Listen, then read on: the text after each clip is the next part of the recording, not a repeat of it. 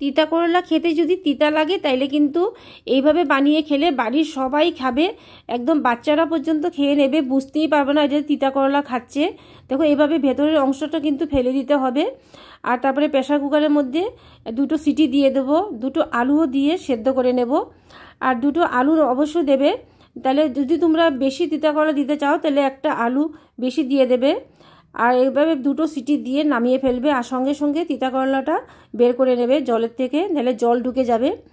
তারপরে এখানে আমি একটা কড়াইয়ের মধ্যে 3টে শুকনো লঙ্কা ভেজে নেব। শুকনো লঙ্কাগুলো ভেজে উঠিয়ে রাখলাম। তারপরে এখানে আমি পেঁয়াজ ভেজে নেব, একদম ছোটো একটা সাইজের পেঁয়াজটা ভেজে নিয়েছি। পেঁয়াজ আর তেল একসাথে উঠিয়ে নিলাম। আর আলুগুলোকে আর তিতা করলাগুলোকে খুব ভালো করে স্ম্যাশ করে নেব হাত দিয়ে। স্ম্যাশ করে নিয়ে অল্প পেঁয়াজের মধ্যে অল্প নুন দিয়ে তারপরে এটা মেখে নেব।